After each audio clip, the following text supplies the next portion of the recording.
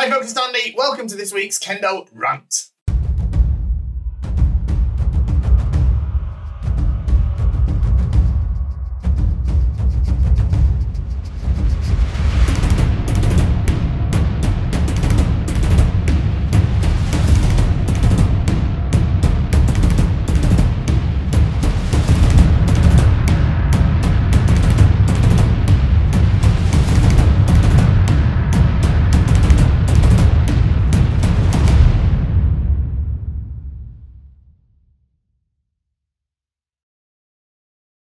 Okay, here we are for another week of fantastic questions. We'll get to them in just a moment. First of all, a quick apology. I'm sorry if the audio is still a little bit dodgy, if it's a little bit echoey. I'm still sort of mid-construction of my sort of new filming area, my new studio at my house. I've in sort of between still setting everything up, getting all the settings right and all that. So apologies in advance if it is not quite right. I will be fixing it as we go forward. All right, so please do be patient.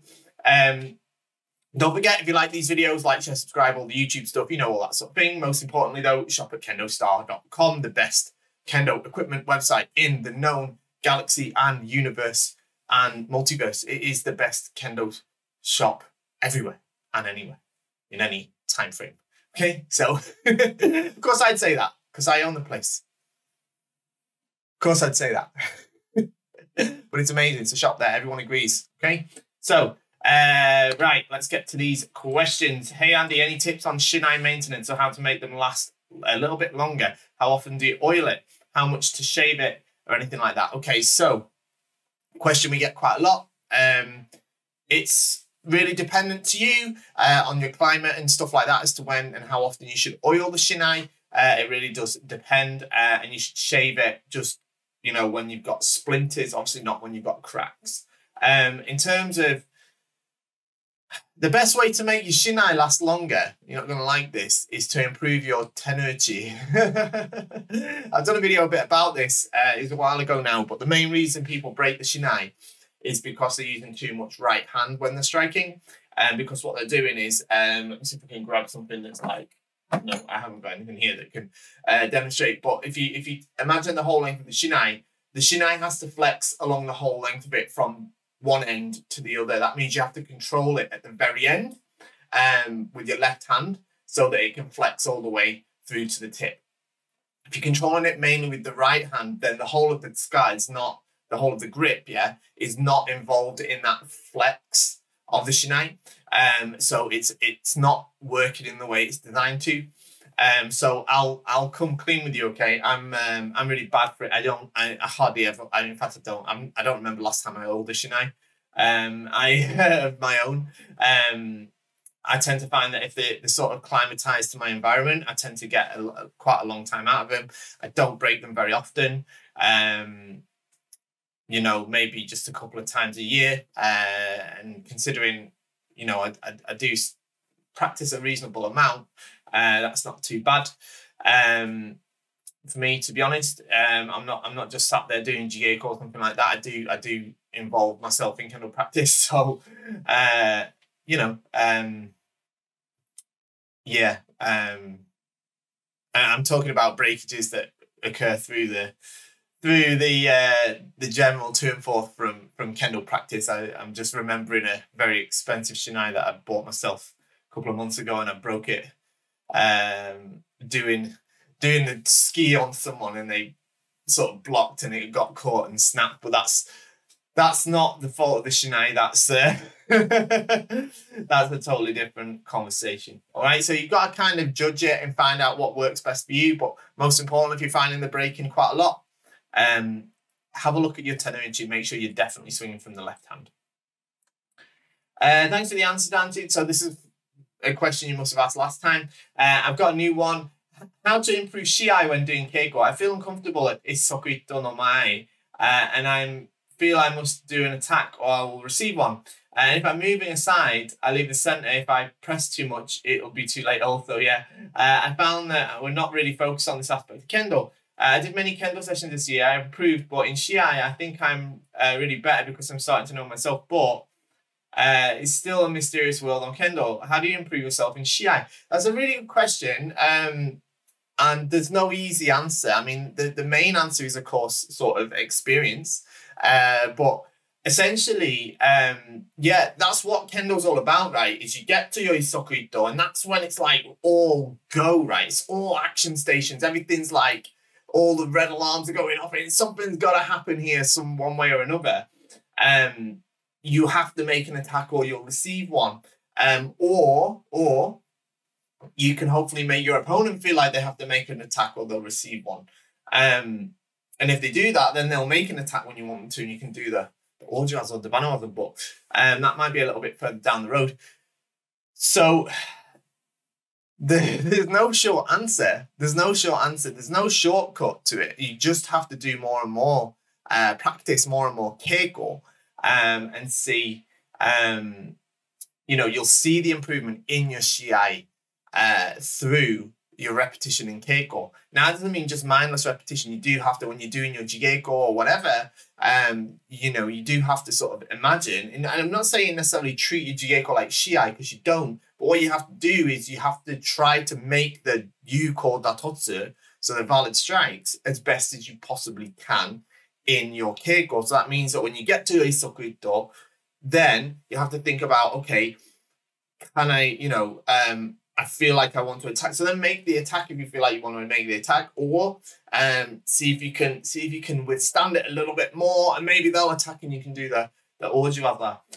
These sort of experiments, these sort of ways of practicing, you'll gain more and more experience, and that will translate itself into your Shiai, because you'll start to understand more things that you've experienced through your keiko will start to resurface in your Shiai, okay? Patterns will emerge that you will see show up in the Shiai as well, all right? So there's no short answer, but you're on the right track, all right? So just keep it up. I'm sure you'll do fantastic.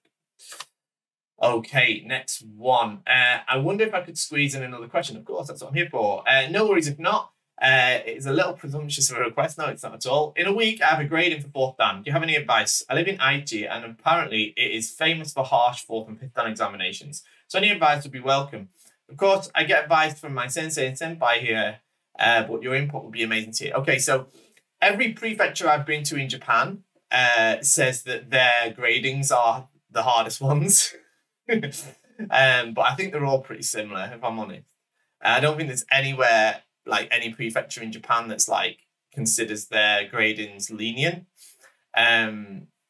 So yeah, I don't. I'd be surprised if the standard or gradings in Aichi is particularly harder than anywhere else. But that isn't to say that it's easy or not. It is still definitely, you know, it's quite a high bar to pass over his 4th Dan. It's a big sort of wall that lots of people struggle to get over. So what you have to do when you're going for 4th Dan, you have to start to show that you're starting to or beginning to understand some sort of aspect of Kendo that is interacting together with your opponent. All right, so up to 3rd Dan, up to now, all you've had to do, and it's not all you've had to do, but what you've had to do in your gradings is you've had to demonstrate your technical ability, all right? Your mastery of the Kendo technique, all right? So what you've mainly had to do is make strikes and perform your grading as a display of your technical ability. Now, 4th Dan starts to take that a little bit of a step further, because it goes beyond just your technical ability, and now they're starting to look at how you're actually interacting with your opponent. So that if there's starting to be a reason behind the decisions you're making in your keiko, all right? So that means you can't just attack randomly, even if you hit them loads. If your attacks don't demonstrate some element of interaction with your partner, then you're not necessarily going to pass, okay? So what you need to think about is, why are you selecting the techniques that you're selecting? is a good reason for it. And otherwise, it's the usual grading stuff. Day haul, checking your day haul, checking you've got all your ball tied properly. Now, the part that's difficult, of course, is, especially if you're doing it in Japan, and it depends on your sort of age as to how difficult it could be. If you're in the sort of younger bracket, that could potentially be a little bit trickier because you'll have, you know, a lot of the very dynamic young players, potentially sort of university, third, fourth years, who could be, you know, practicing quite a lot more than you are. But if you're sort of not in that sort of early 20s bracket, then you're probably going to be facing somebody that's you know, challenging at a similar level you are. And that's not to say, to be honest, it depends really. It depends if you know, I say that you could, I don't know anything about you. You could be 21 or 22 and you could be practicing in a university as well. So it makes no difference in that respect, I guess. But look, essentially what I'm saying is you need to just make sure that you don't fall into the trap of just attacking when you feel like it. Make sure that there's some sort of reason behind what you're doing and some sort of logical reason for the attacks that you're making, okay? That doesn't mean you have to be successful every time. You're allowed to make mistakes, or it doesn't mean that every strike you make has to be perfect. But it's good if you can get one or two that are good quality datotsu that are born of a good opportunity that you've been involved in. I wouldn't go as far as to say that you've created, but that you've been involved in the creation of, let's say. I hope that makes sense. It's easy to say, difficult to do. And remember the kappa too. Okay, next one. Hello, Andy. Last night with my Kendo family, we practiced the testing requirements exercise for lower ranks. That is me, which I'll be testing in the fall, I hope. We practiced kirikaishi, and I have a hard time with the Sayuu-Men striking. It seems my left wrist keeps going up as I come down for the strike. My sensei said to always keep it down. Do you have any good suggestions or videos that can help me with doing the Sayuu-Men properly? Yes, so this is a really common problem. So what you're talking about is when you come down for your Sayuu-Men, your wrist is too high. Your wrist is too high. So instead of this way and this way, you're sort of this way, okay?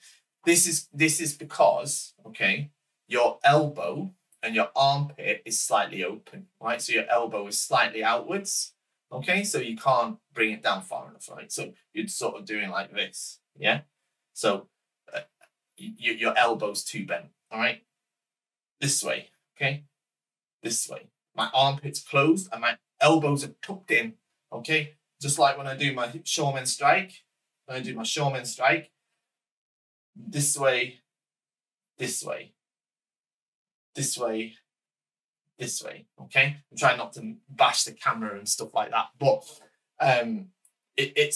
thinking about the position of your elbow and your armpit, it's most likely that your armpit's open, it wants to be closed, and your elbow tucked in, all right? As much as possible when you're doing those Sayuu-Men strikes. And I'm sure that is what is going to help you, okay? Because otherwise, yeah, what if you find it like this, like I'm exaggerating, I'm sure it's not this bad. Obviously, when you're going on the other side, your armpit's closed on the left, but it's probably open on the right, okay? Try to keep it as close as possible on both sides. And then you'll get the result that you want, okay? Give it a try. Next one. How long can I be back at Kendo after an ACL reconstruction surgery? I think I'm right in guessing that ACL reconstruction is the Achilles tendon, but I don't know. I've never had that. Touch wood so far. I don't know. I'm not a doctor. I'm not, you know, there's another one later on, I think, that's asking me about these sort of medical questions. I am not the person to ask about this. You need to ask somebody that knows what they're talking about. I can tell you information about how to keep your wrists down in Sayuu-Men. I can tell you bits about how to pass your fourth dan, or how to improve your kata, stuff like that. What I can't do is tell you stuff about how long it'll take your body to heal. So yeah. No idea. Sorry, I can't help you with that.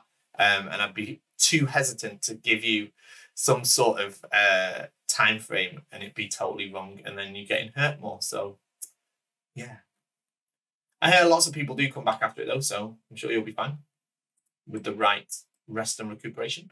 Next one, what are the most common mistakes you see people making when acting as Shimpan, Shushin or Hukushin, and how we can avoid making them?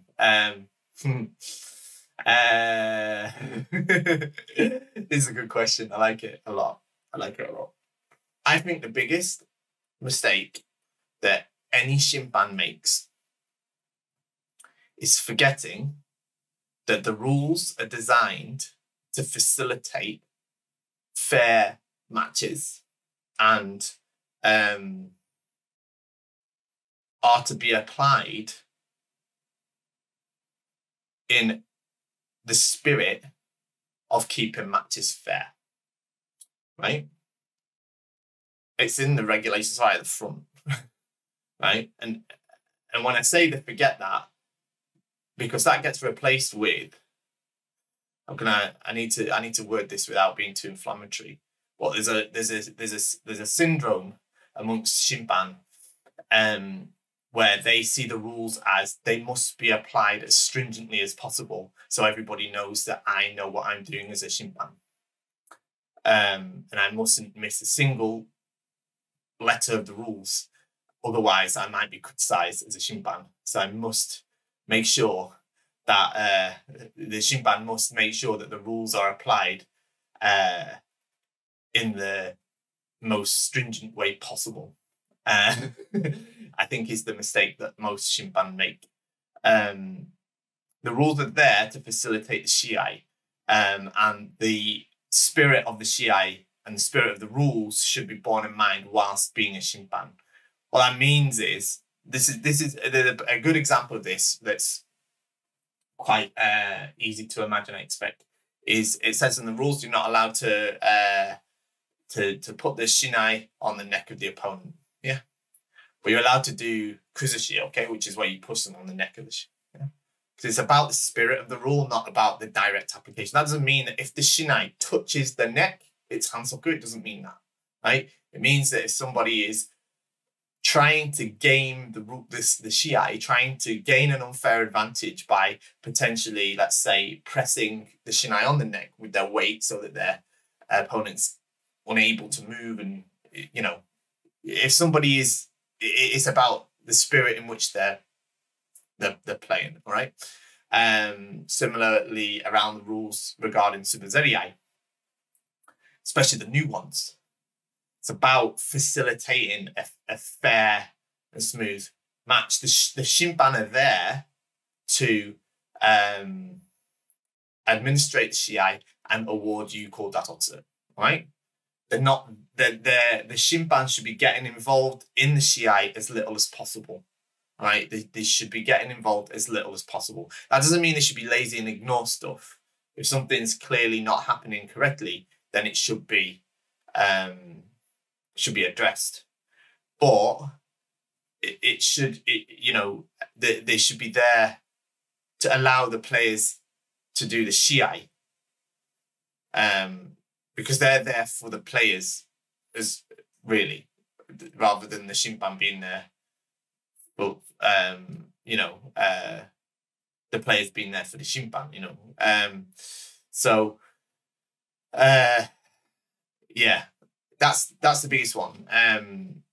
And this also manifests a lot with Hukushin. Hukushin, a really common mistake, very common mistake, is the Hukushin in general can't say yame. They can't call a stop to the shiai unless there's a very specific situation. One is that something dangerous has happened, or two, a objective and clear hansoku has been missed.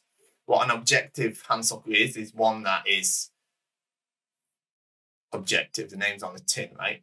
That means unfair Subazeriai is not objective. It's subjective to the opinion of the Shimpan. Jogai hansoku, where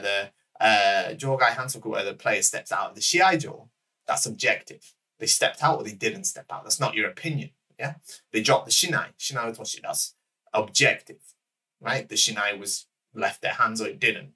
They touched the shinai. This is objective. Unfair tsubezerii, time wasting. These things are subjective. So this isn't the case where the fukushin can stop the shiai. Right? The shushin has to do that. So this is a point of contention often, because especially in countries where the shinban are mixed grade, so you might have the fukushin who's the higher grade than the shushin, but it's the shushin's job to administrate the shiai, to control the shiai. So it's their job to, if let's say the players are time wasting, right? One of the players is time wasting, then it's for the shushin is the only one that can sort of govern that, yeah. But when you have, like, let's say the shushin is 5th dan and then one of the fukushin is 7th dan, often that higher grade person wants to teach the lower grade person and they want to get involved and do it, but they still shouldn't, despite the grade difference. They have to allow the shushin, because it's not the grade is not relevant to the authority of the shimpan. Yeah, that's they have to wait for the shushin to decide that it's time wasting. Also, another one is many shimpan misunderstand the role of the shimpancho and the shimpan shunin. That's the people that sit on the tables. They do not have the authority to overrule or even direct, or they shouldn't really influence the decisions of the shimpan. Okay, so if the shimpan decide to award hansoku, then the shimpancho and the shimpan shunin cannot stop them. If they decide to award ippon, then the shimpancho and the shimpan shunin can't influence or change that. They can't stop that. That's not their authority. That's not the remit of their authority. They are there to ensure that the rules are followed correctly, right? So if there's an issue with the rules, making sure that they're applied properly, that's what they're there for. Okay, so like the shimpan don't stop when the time's up. Yeah, for example, that's when they can stop the shiai or something like that. That's what they're there for. What they can't do is so you can't complain to the shimpan shunin if you don't like the decision that the shimpan made. Okay, so that's something else that a lot of people don't realize, and that's what people that are doing both shimpan and doing the shimpancho or shimpan shunin sometimes get wrong as well. Okay, and then the last thing, and this is quite a long answer, I know, but the last thing is what can I say? Over commitment to keeping in a triangle, right? It's important to keep in a triangle. You have to do that, but you don't sacrifice the flow or the judging of the shiai to prioritize staying in a perfect triangle, right? So you have to do that. But what you see is people sort of darting around the shiai-jo and they're moving loads when they're trying to shimpan. You can wait a moment to see how especially when players come to the tsubezerii, they often turn around. So you don't need to try and chase them. You can give them a moment to see which way it's gonna pan out before you start to move. This is why it's important as well for shimpan to actually be kendo practitioners, because the shimpan needs the ability to predict what's likely to happen in the match, which you can do. And I don't mean just kendo practitioners. Really, you need shiai experience to be a good shimpan too, so that you can predict how the players are likely to act. All right, it doesn't mean they definitely will, but you can generally tell when they come to tsubezerii which way are they going to turn and which way are they going to separate. When is a datotsu likely to happen? You can start to see these things with experience as well. So that's really, really key. Okay, and then the final mistake, I said the final one last time. The final one is not doing it. Not doing it. People should start doing Shimpan as early as possible. All right? You should be doing Shimpan as soon as you possibly can. People avoid it. Next one. Hi, Andy, another surgery question. Well, can't help you here, mate. Well, so what to say? How long after a total knee replacement will it take to get to Kendo? I don't know. Sorry, I don't know. You'll have to ask your doctor. I'd like to give you an answer, but I haven't the faintest idea. I've never had a total knee replacement. And look, even if you were asking me after a torn calf muscle, how long does it take to get back to Kendo? Now that's an injury I've done twice on both of my legs, and it took different times on both of them. So I can't tell you, to be honest. And I'm sorry, I can't give you a better answer than that. I just hope you get speedy recovery. What you can do is you can still go back to Kendo even if you can't stand up. Right? My daughter twisted her ankle the other week. She's been sat in a chair doing Saviri at Kendo every week. She's been coming to practice still. She's been sat in a chair and doing Saviri because she can't quite stand up and do it. All right. So you can still get yourself involved. Doesn't mean you have to you can put your ball on and get stuck in, but you can still get down to Kendo and still get some practice in. All right. Next one. I used to be quite okay with Kaishido, and I was by far my preferred Waza before Gakudo replaced it. But somewhere down the road, I stopped being able to perform it well at all. What are some important points to keep in mind when executing said Waza? By myself, either deflecting too late, missing the door, or making my opponent being much too close to me by the time I swing the shinai. Another smaller question. After a little while wearing the men, I feel some pain where my hemo are tied at the back of my head. Is this normal and I just have to get used to it? Or does my men hemo are too high or too low or too tight, etc.? Thank you. So on the men hemo thing, it could be a thing that you just need to get used to it. It could be that your boga needs to break in a bit more. It could be to do with the way you're tying it. It's a bit hard to tell without seeing it myself. You have to tie your men quite tight, though, otherwise it's going to move around on your head. But it could be to do with the position that you're doing it. It could be that your hemo are twisted. So check all of those things. In terms of your kaishido, the key points on kaishido is, one is timing. You mustn't wait. You have to get them to attack you. That's quite hard technique. So you mustn't wait and then do it. You'll be too slow. Your opponent will be too close. You have to try to get them to attack. All right. Then when you do so, you must try to make the movement as small as possible and as in one rhythm as possible. Pam, not pam, pam this way, or pam, bam this way. It's a common one is up, down this way, but it has to be pam this way. And then the other thing is you mustn't move too far or mustn't lean. Yeah, you'll probably find lots of people like to lean when they hit the door like this. But what they're doing, they're getting themselves closer to their opponent. So they're making the distance much, much shorter. So they're making it much too close for them to get an accurate door strike. All right. So you have to try and keep your posture so that so that you've got the space to make that door strike, actually. Yeah. Because if you lean like this, you're gonna just be too close. Okay, give it a try. What do Japanese kenshu usually put on their hakama embroidery? I saw some embroidery that looks more like a text than a name or surname, and more recently they're using big embroidery on their sleeves too. So the big embroidery on the sleeves is not a recent thing. That's been going for like years, decades, especially in high schools. All right. So let's address the embroidery on the sleeve. Usually the big embroidery on the sleeve is connected to their school. All right. It's like their team kendogi. So you can easily spot them from a distance that's that team. It might say the school name or it might say the school motto. Usually it'll say the school name. In terms of embroidery on the hakama, the normal thing is people just have their name, but sometimes you do see like a few lines of text. Usually they're hakama that they've been received as a gift. So it might be for like passing a grade in or for entering a big tournament or something like that.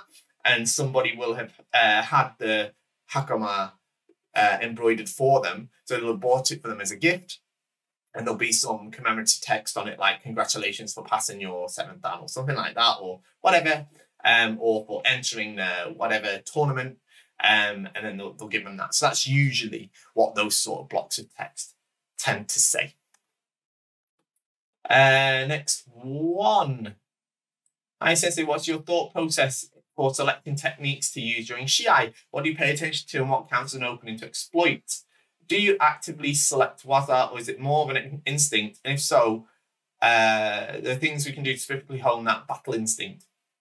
Follow-up question, should we practice dodging and striking at the same time? I've seen high-level Kendoka dodge their head out of the way while also striking. Is this something worth practicing? Many thanks always. So I don't think you've seen many high-level Kendoka that dodge and hit at the same time. What you'll find is they hit and then they move. That's acceptable, that's fine. If you try and hit and dodge at the same time, you probably won't get a decent strike. It's not impossible, but it's not, you don't want to practice it as part of your Kihon. And you'll find that those high level Kendoka don't either. Now, it may be that our definition of high level is different, but I'm talking like at the All Japan Championships. You might see that they break their posture momentarily. It's fine. But what you'll normally find is they strike and then that happens, all right? Pam, pam, this way, all right? Is normally the way because they need that. They need those hips straight and that posture to get the power from the strike, all right? In terms of selecting a waza during Shiai, I've just noticed how much light's coming from the window, so I'm looking like Phantom of the Opera here, but you'll have to forgive me, still working on the lighting. In terms of selecting the technique during the Shiai, it depends on a series of variables. Some waza are, let's say, instinctive. I see the opportunity and immediately take it, almost on reflex or instinct. That's just through repetition and through training. Things like degote or things like that can sometimes come like that. These days, though, it's not so much the case. I tend to select my waza based on the reactions of my opponent. So it depends on how my opponent is behaving during the Shiai, how they're reacting to my approach, to my seme, and to my waza. All right. So what ways do they try to defend themselves? What ways do they try to make their attacks? What ways do they respond when I start to threaten them? Do they attack? If so, then I might look to do the Oji waza or Debana waza. Do they try to defend? In which case I might try to do some kind of shikake waza. Or if they really try to defend, then I might try to do some kind of hiki waza if they're doing a very difficult defense. So that's the way that I select them.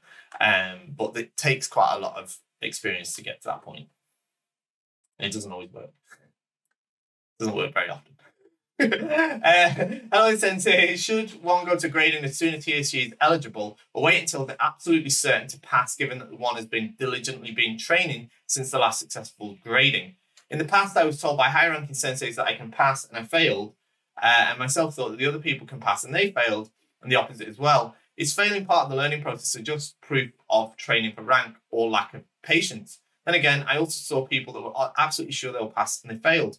Thank you. So I think you should always go for the grading as soon as you're able to. To be honest, I think it's a good experience. Even if you don't feel necessarily super ready for it, you should go and challenge it so you can find out how far away you are. Even if you fail, that's the best sort of yardstick for it, really, to find out exactly where you are and how far you need to go to pass. All right. In terms of you do see people that should definitely pass and they don't, and then you see people that you think, oh, be surprised if they pass and then they do. And there's a couple of reasons for that. One is that people who should you would think should pass and then they fail. They tend to either choke on the day or they just don't manage to demonstrate what needs to be demonstrated, even though they generally are. So a lot of people try to perform some kind of kendo that they don't normally do in the dojo. All right, so they try to do something that is not the way they're normally practicing. That doesn't mean they need to have the same sort of strategy as they do in their regular keiko. Obviously, a different strategy in the grading, but they're almost trying to act, and it doesn't come through. You know, that their actual kendo doesn't come through. Kind of puts a block on it.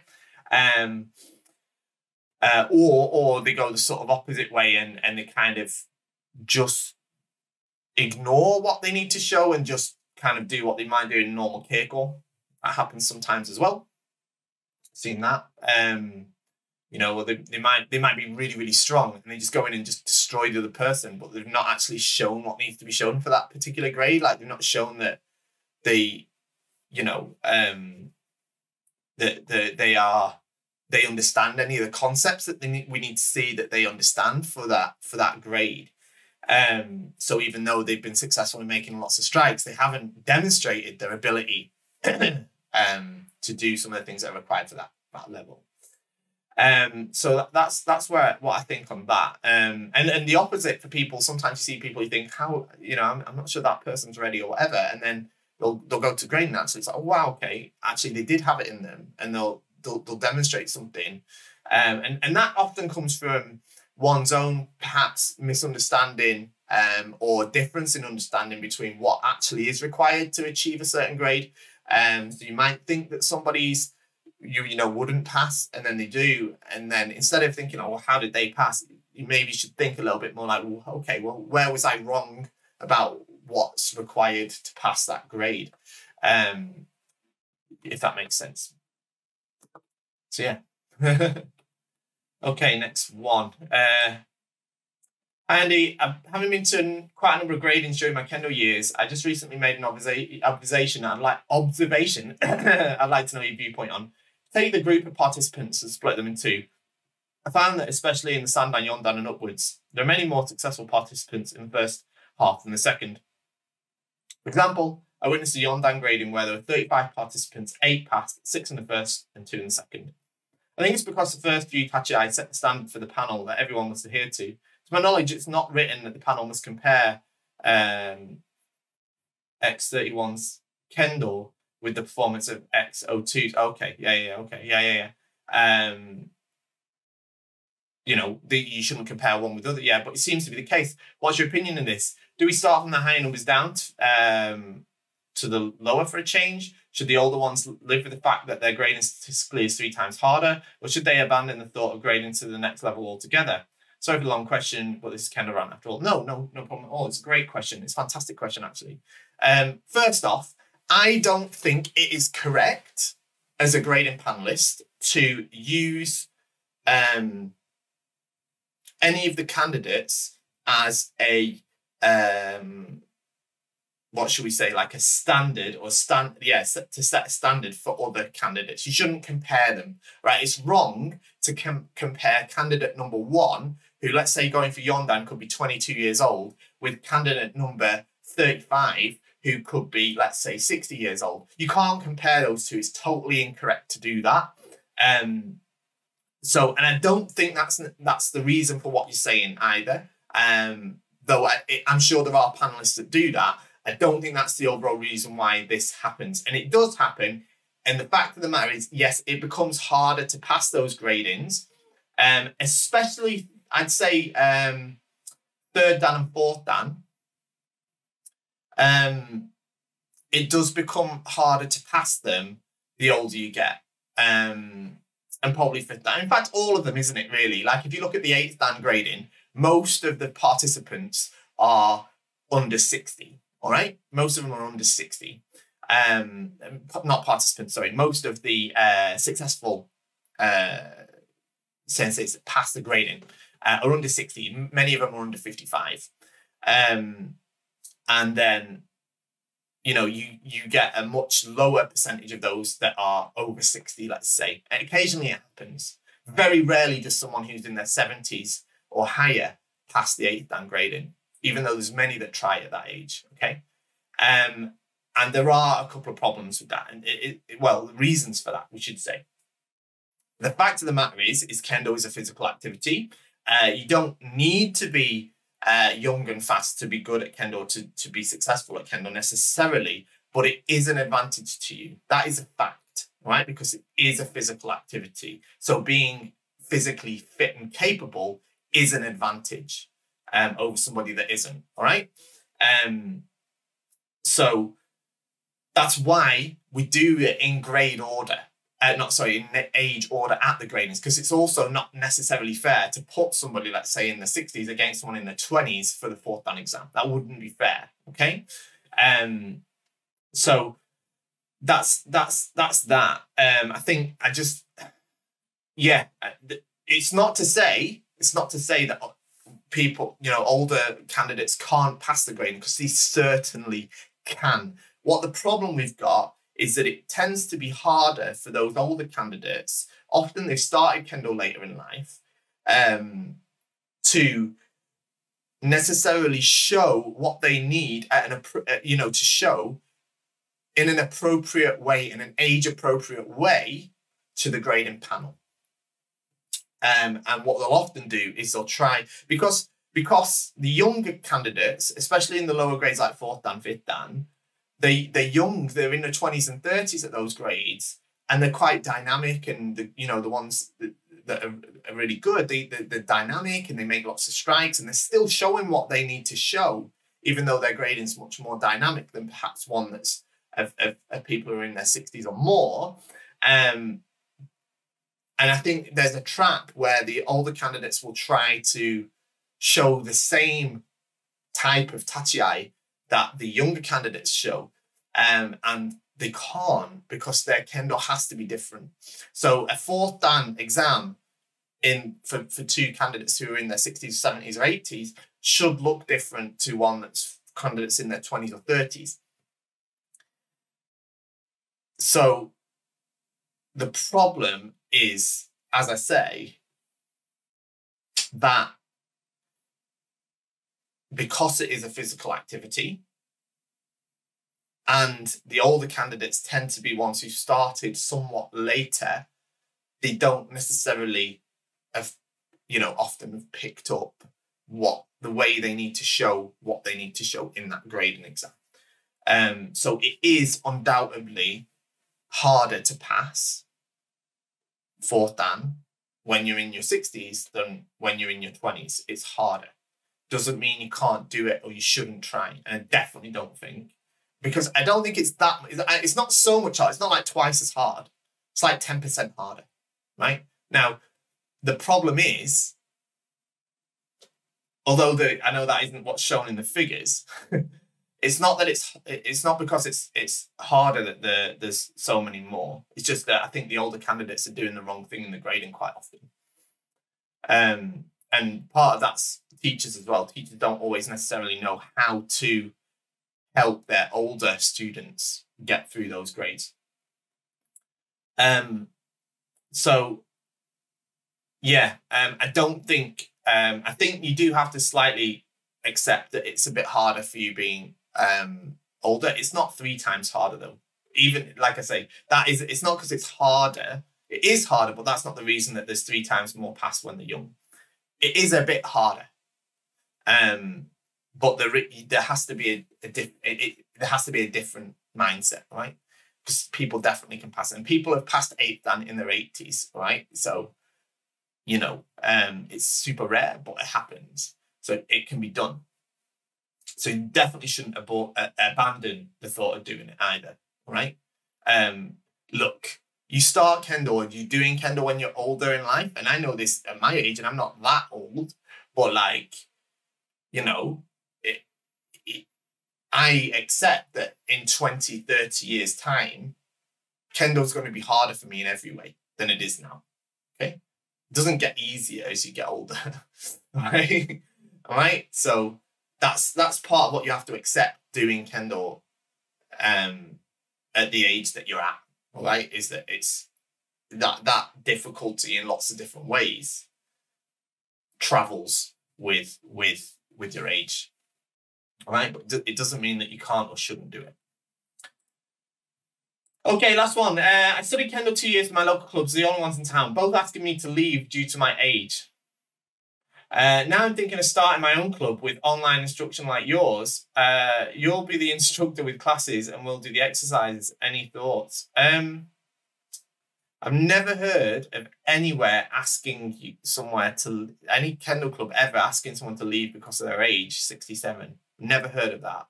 I'm really sorry if that's that's the case. Yeah. Sounds very strange that they would do that. I find that very disappointing. I mean, yeah, you could try and do some online stuff, like follow some of my videos. It obviously won't be the same as practicing at the club. I mean, my sort of thoughts would be to try and see if there's some way you could reconcile with the clubs in the town. See if there's some way you could just say, look, I know, you know, there's obviously some issue. Is there some way it can be resolved so that I can continue practicing kendo, because I don't really want to give up. I really don't want to give up. That would be my first suggestion. But if that's really impossible, then yeah, I mean, you could, follow along with those. But just be careful and follow it exactly as I said, and don't make anything up. Is the only advice I could give, to be honest. But yeah, I wish you the best with that. Okay, there we are. Lots of questions today. Thank you very much for sending them. I will be improving the sound. I'll be improving the lighting. I'll be improving lots of things as we go forward. It might take me a little while, but I will be doing that as we go. I will be bringing you more videos as well very soon, all free of charge, as you know. All you have to do to support the channel is shop at KendoStar.com, and it's a win-win because you get amazing kendo equipment and I get to keep the camera rolling, and we're all happy. Thanks for joining me. See you next week. Bye-bye.